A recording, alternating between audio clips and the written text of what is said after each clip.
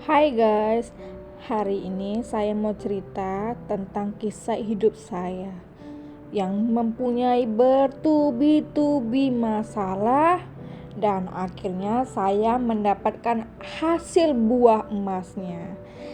Jangan di skip ya guys, dengeri baik-baik, please jangan di skip. Saya ingin kasih supporter aja untuk di luar sana yang menjadi wanita single mom atau yang sedang berada di fase sakit hati atau berada di fase yang berkeluarga bermasalah. Nah, sekarang saya akan bercerita sedikit tentang kehidupan saya. Bukan sedikit, ada banyak. Jadi, korang wajib dengarkan. Awalnya saya berkenalan dengan seorang lelaki di media sosial.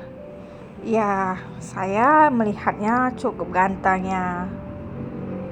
Waktu itu umur saya 16, 17 gitulah, masih sekolah. Terus ya namanya puber, ya anak-anak zaman sekarang kan juga ada pubernya kan. Ini namanya puber, selayaknya perempuan biasa. Kemudian saya berkenalan. Ya, saya lihat dia ganteng banget gitu. Nggak kelihatan lah umur dia itu banyak, nggak kelihatan waktu itu saya nggak tahu umurnya itu sekian ya, dengarin dulu. Saya kira umur dia berbeda dengan saya 4 tahun 3 tahun aja gitu kan, nggak lah 5 tahun gitu. Kemudian saya berkenalan, tukaran nomor handphone, dan saya berkomunikasi selama dengan dia, komunikasi cakap. Nah, setelah setahun lebih dan kami memutuskan untuk berjumpa. Dia tinggal di Jakarta, saya tinggal di Medan. Setelah berjumpa, ada pesta perkawinan keluarga dia, kami kan diundang. Dan aku membawa ibu saya. Terus mereka menyukai saya, dan akhirnya hari keesoknya mereka datang ke rumah saya melamar saya. Ala Shopee ini lagi buat bising aja. Terus sorry ya guys, saya ini pakai rekaman jadi suaranya agak berisik. Belum mampu untuk beli perekam suara. Terus guys, akhirnya kami inilah tunangan. Setelah tunangan dia pergi lagi ke Jakarta. Itu pertama kali kami jumpa ya guys. Abis itu dilamar, belum ada untuk jalan-jalan tuh nggak ada. Setelah dia buat lamaran, tunangan, akhirnya kami jalan berdua. Karena kami udah tunangan, dia bawa aku jalan keluar. Setelah itu dia bawa ke hotel.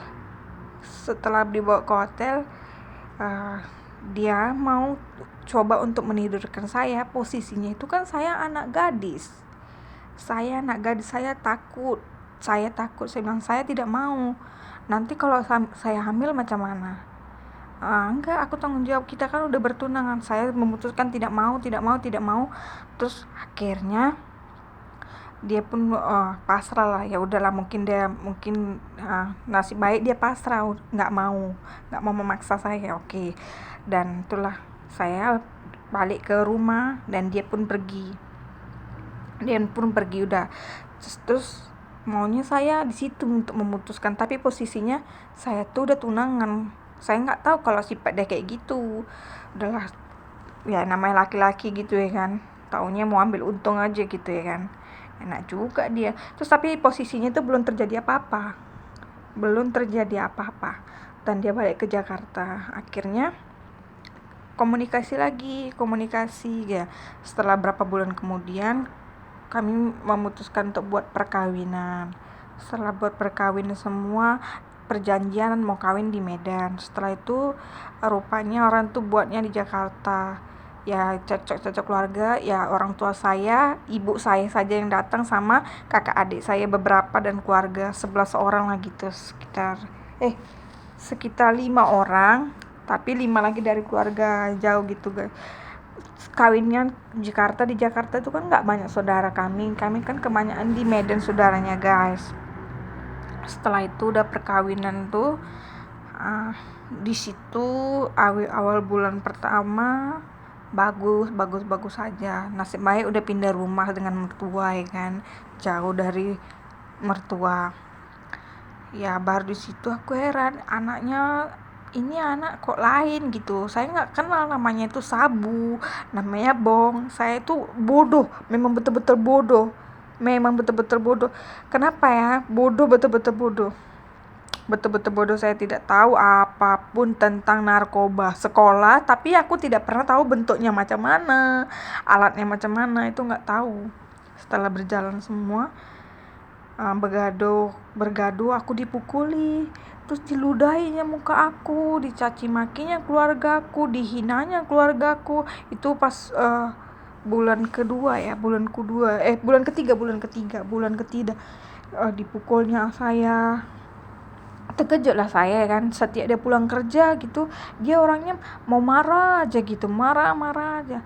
Setelah itu kalau udah kasih uang belanja nanti diambil lagi, emas saya diprotoli, dihabiskan semua. Yang mak saya belikan cincin waktu kawin kan dikasih cincin semua, dihabiskan tuh semua sampai ludep. Terus saya pun menangis dijambaknya, diseret-seretnya, diludah, dipukuli, ditendang, habis selayaknya binatang aku dibuatnya. Habis itu saya tidak tahan, saya mau lari, tapi posisinya nggak ada uang, mau lari kemana, keluarga nggak ada. Terus ada keluarga saya yang jauh, saya mau telepon malu, akhirnya saya telepon karena udah nggak tahan lagi. Kak, aku dipukuli gini. Udah kemari, tapi aku nggak ada uang. Udah nggak apa-apa, kau naik taksi aja, nanti kakak bayar sampai sini katanya. Itulah ada Tuhan ini maha adil, ada juga orang yang mau tolong aku kan. Dan kemudian karena saya pun bodoh, saya bilang gini, nggak mau lagi aku besok lari, aku pergi aku. Dia bilang sama kakaknya, kak dia mau lari. Terus hari keesoknya kakaknya datang, kakaknya pukuli aku, kakak ipar aku pukuli aku. Enak kali kau mau pulang kau. Terus saya dipukuli sama kakak ipar nih abis-abisan. Terus udah saya diam aja di dalam rumah. Dia pun udah pergi, orang tuh udah jaga-jaga. Waktu kakaknya pergi kerja, baru situ saya lari. Di situ saya lari naik taksi. Dan kemudian setelah sampai di sana, saya mengganti kartu number semua, cuman bawa baju aja. Itu pun baju nggak banyak, beberapa potong baju aja. Terus kerjalah di sana, kakak sepupu saya carikan kerja. Setelah dapat kerja, saya kerjalah 1 bulan. Setelah itu lah, berjalan dengan lancar. Kemudian suami saya tahu alamat saudara saya ini, dia datang buat pergaduan, buat bising, dihancurkan barang-barang kakak sepupu saya. Terus akhirnya ketahuan lah. Terus dia bilang gini, aku minta maaf ya, aku mau berubah, aku gak akan pukuli kau lagi, aku akan hargai kau, tolong jangan tinggalkan aku. Waktu itu dia bilang tulus banget, mukanya muka bodoh itu, muka baik gitu. Terus aku kasih kesempatan lah. Terus lagian orang tua aku malu kalau aku balik ke Medan, karena perkawinanku tuh masih 3 bulan 4 bulan gitu, masih muda. Pikir orang sana kan ada apa-apa gitu. Terus aku bilang ya udahlah, aku tinggal di sana aja. Lepas tuh karena laki aku paksa, ya udah aku pun kasih kesempatan yang kedua. Kali, dibawa pulang lah aku. Udah berdamai, cuman aku nggak dekat sama kakak iparku lagi. Tapi mertuaku masih baik dalam bidang dia mau kasih makan sekali-sekali gitu. Kalau untuk bela-bela itu nggak mau gitu kan. Terus kemudian waktu itu balik di bulan 9, di bulan 10 saya balik. Kemudian berapa bulan lagi gitu lagi, dia pukul lagi gitu lagi. Terus saya mau lari lagi kan malu gitu, karena saya mau udah balik lagi sana sini malu. Terus saya pertahankan aja lah, saya nggak mau bilang sama siapapun kalau dia itu nggak berubah gitu. Dia kasih uang belanja, dia habiskan lagi. Terus Pas di bulan 2-nya tiba-tiba aku tuh muntah, tapi aku nggak masih bisa berdiri gitu kan. Dia pun nggak tahu waktu aku posisi muntahnya. Kemudian tuh dia waktu di bulan 2 di tanggal 13 Februari, ya di tanggal 13 Februari ya rupanya dia tuh nggak pulang. Terus saya nangis lah, kemana dia nggak pulang gini gitu kan, sedih gitu, kok nggak pulang, apa gini rupanya. Yang saya tahu ya waktu itu, sebelum itu belum tahu, setelah udah lahiran baru tahu kalau dia di bulan 2 itu di tanggal 13 dia jumpa perempuan simpanannya lahiran gitu. Oh, perempuan simpannya itu lahiran gitu. Terus dia nggak pulang. Terus aku sampai rumah begado karena itu posisinya memang aku belum tahu gitu. Tapi yang udah aku cari tahu, yang ku cari tahu ternyata dia perempuan simpanannya lahiran. Waktu itu di bulan 2 itu aku kan muntah, terus dia tanya, "Kok kenapa? Udah nggak bisa berdiri nih, kok kenapa?" Terus akhirnya dibawa ke rumah sakit saya karena saya itu udah pucet, udah kurus, muntah. Terus tengok di rumah sakit hasilnya positif hamil. Keluarga mertua saya senang lah gitu, bahwasanya ini laki-laki nih, anak dia ini berubah kalau ada anak gitu kan, kalau udah ada cucu berubah anaknya. Terus kemudian itu setelah 9 bulan aku nggak punya anak. Setelah itu aku hamil tuh, mereka keluarganya senang. Dan kemudian setelah aku hamil udah 2 bulan, bulan kedua ini muntah nggak bisa makan. Terus dia begaduh sama aku, kadang-kadang dia baik, kadang-kadang dia jahat, kadang-kadang dia menghina keluarga aku, miskin. Ingat banget aku kata-kata miskin itu. Terus dicampaknya piring-piring, gelas, selalu begaduh.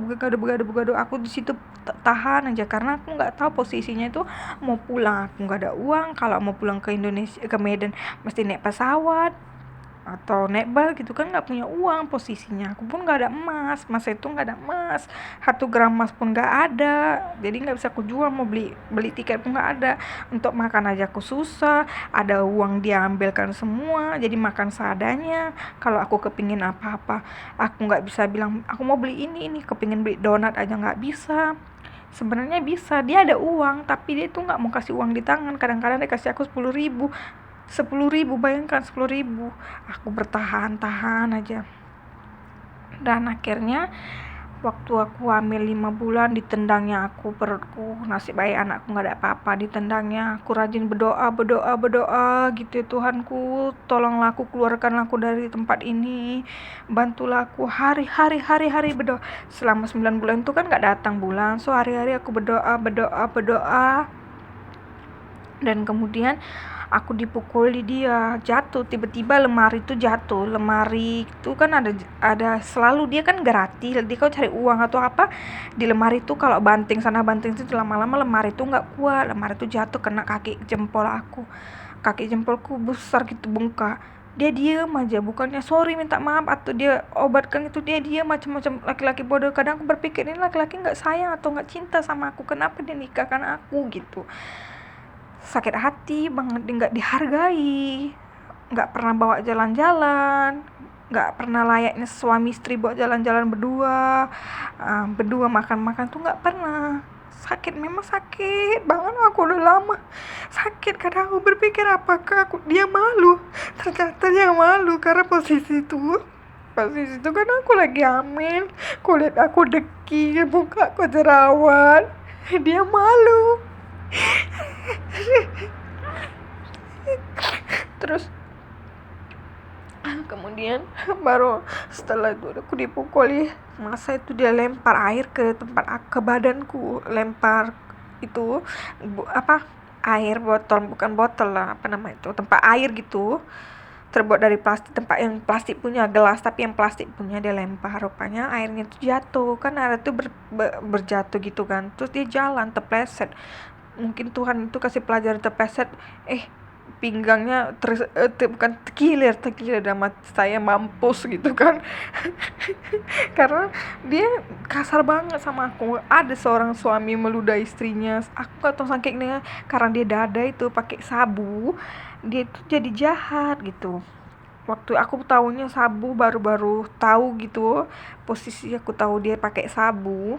Waktu itu dia baru pulang kerja jam 10 malam gitu kan. Terus dia bilang gini, kau di dalam aja, di dalam kamar dikuncinya aku, katanya.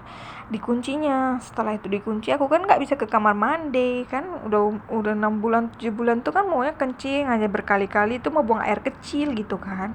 Terus aku gedor-gedor, buka lah, aku mau ke kamar mandi. Ternyata dia pakai sabu di kamar mandi. Terus pintu kamar aku dobrak kuat gitu, terus aku intip dari kamar mandi, ternyata dia pakai sabu, lagi nyabu. Terus apa ini, asap-asapnya bau. Terus aku tengok di Google, masa itu kan tengok Google, sabu kayak mana. Ternyata udah sedikit tahu lah, waktu itu aku nggak ngerti sabu itu kayak mana. Dan kemudiannya hari esoknya, aku tengok di lemari itu ada alat sabu namanya bong ya. Di situ aku tengok bong itulah, aku tengok juga di TV ada berita kan. Terus kemudian tuh aku tanya, kau pakai sabu ya gini. Dipukulnya aku, dipukul setengah mati, diinjak-injak badanku semua. Habis itu nangis lah aku. Nangis tuh. Itu udah di ya di bulan ke-8 ya, di hamil bulan ke-8 itu. Masa kehamilanku di kehamilan 8 bulan. Dipukuli setengah mati, diludahi, habis aku dipukulinya selayak macam binatang aja nggak seperti itu dipukulnya. Muka diludahi, anjing kau, babi kau, kalau kau bilang sama mama aku pakai ini, habis kau kubunuh. Dibilangnya kayak gitu sama aku. Di situ aku takut, aku diem aja. Setelah itu udah bulan ke-9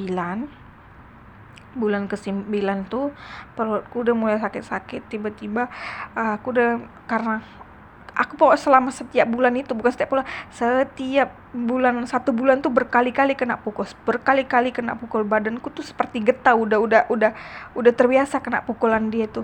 Padahal cuma hal biasa. Kadang dia kalau aku masak tempe dia buang gitu, dia marah, dia nggak mau makan tempe, dia maunya udang, ayam, makanan seafood gitu. Kalau aku masak tempe, orang miskin, kok aku masak tempe pula kau, dia bilang gitu.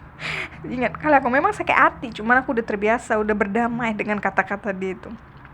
Aku bilang, kalau kau mau makan ayam, tempe, tahu, kau kasih aku uang belanja. Yang aku udah mulai melawan, karena aku udah hamil itu aku udah berani gitu ya kan, udah mulai berani ngelawan. Kau kasih lah aku belanja. Orang dia suka kasih uang belanja, ambil lagi. Jadi kalau dia kasih 10.000, 5.000 ya ada tempe, aku beli tempe gitu. Dia punya uang, gaji dia itu untuk beli sabu. Dia nggak pernah beli celana dalam aja, bra aja untuk kebutuhan wanita nggak bisa. Apalagi aku lagi hamil, badanku semakin besar, aku nggak bisa pakai perhiasan apapun, kepingin makanan apapun, baju nggak bisa pakai, celana dalam nggak bisa beli. Ingat banget aku itu. Terus kemudian setelah itu kan hamil 9 bulan, tiba-tiba perutku tuh udah sakit. Kau kenapa? Enggak, perutku sakit aja, aku bilang kan. Terus dia diem aja tuh dari pukul 4 pagi sampai pukul 4 pagi tuh pukul 5 itu udah mulai mulus. Terus dia telepon mamanya jam 8 pagi tuh, mak, datanglah mak, kayaknya dia mau lahirkan. Lahiran. Terus mamanya bilang gini, pas itu udah mau pergi naik bajai kan, perut udah sakit, kau nggak usah ikut, kau di rumah aja mandi dulu. Ada mertua bilang sama anaknya, mandi dulu baru pergi ke rumah sakit, sedangkan aku mau lahiran. Aku tuh mau suamiku yang dekat dengan aku, karena biar dia tahu perjuangan aku melahirkan. Ternyata mertua aku bilang mandi dulu biar aku aja yang teman, kan perutku udah sakit. Mau mandi atau enggak istrinya mau melahirkan, ya datang, nggak perlu mandi dulu. Istrinya mau lahiran, maunya temankan. Terus nggak ada keluargaku di Indonesia, di Medan. Macam mana? Posisi itu kan nggak bisa lah tiba-tiba datang gitu kan uang tiket juga, kami tuh bukan kaya, posisinya tuh udah susah gitu, nggak ada uang gitu. Kemudian dia datang udah setelah lahiran, dia udah mandi bersih-bersih. Pukul lahiran 10 pagi aku 10 pukul 10 aku lahiran anak laki-laki kan. Terus pukul 1 siang baru dia datang. Mertuaku memang jaga di situ kan. Habis itu mertuaku pulang. Habis itu lakiku datang nengok anaknya semua udah. Dia temankan aku cuma 10 menit.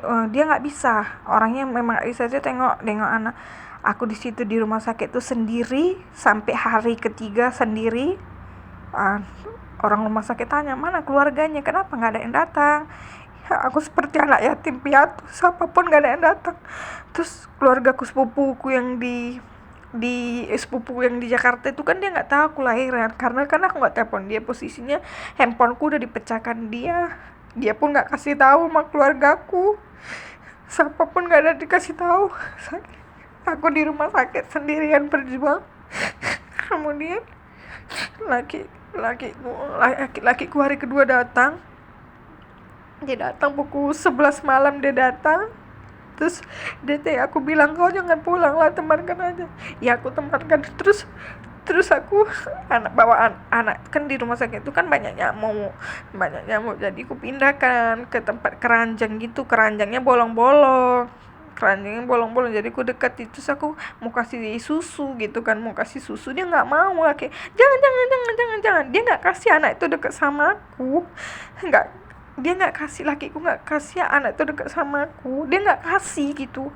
Jadi begado apalah kau, aku kan ibunya. Ya biar jangan kau pegang anak itu, aku mau kasih susu. Begado. Terus itu dia bilang, udah aku pergi aja lah, pulang aja ke rumah, ngapain aku tinggal di sini. Udah aku bilang pulanglah kau, aku bilang gitu. Terus dia nggak datang. Pas hari ketiganya baru dia datang. Aku kan mau keluar dari rumah sakit. Hari ketiganya baru dia datang. Semua. Habis itu bawa pulang anaknya. Dan kemudian mama aku datang, orang tua aku datang. Setelah aku di rumah baru aku telepon mama aku udah lahiran gini. Mama aku datang ke Jakarta. Kemudian ke Jakarta, biasa kalau orang kami kalau lahiran itu uangnya dari ibu mertua gitu kan. Jadi mama aku kasih uang sama belikan rantai waktu buat 16 hari buat namanya itu, kasih rantai. Terus uangnya itu maunya jangan diambil gitu kan. Maunya sebagai laki-laki itu, mama nggak usah, kan ini anak aku, biar aku aja gitu. Tapi memangnya syarat dia ambil uangnya ya. Terus dia nggak bilang, kasih tahu sama keluarganya bahwasannya udah dikasih uang ganti uang lahirannya gitu kan.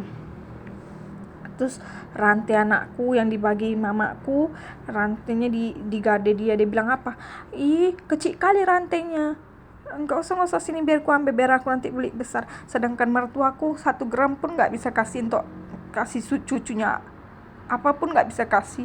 Seharusnya bersyukur gitu kan, malah dihina-hina mama aku, dibeli rantai gitu, dihina.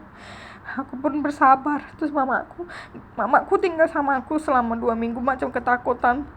Mamaku udah mulai tahu lah kelakuan dia gitu kan, nggak respect, nggak hormat. Seharusnya mamaku datang tinggal sama aku, dia kasih uang belanja. Sama sekali dia nggak kasih uang belanja untuk aku. Ada dia kasih uang belanja, malah uang mama aku keluar kan. Sudahlah, maunya mertuanya datang sekali-sekali, maunya dikasih lah belanja, uangnya di tangan gitu kan. Ini pun enggak, apapun enggak. Terus rinso habis semua, apapun nggak ada. Mamaku sampai sedih gini, anakku baru lahiran maunya dikasih lah, maksudnya kan dikasih aku buah atau apa gitu kan. Ini nggak ada apa, orang tuaku sendiri lah ya, macam mana pun orang tua juga kan.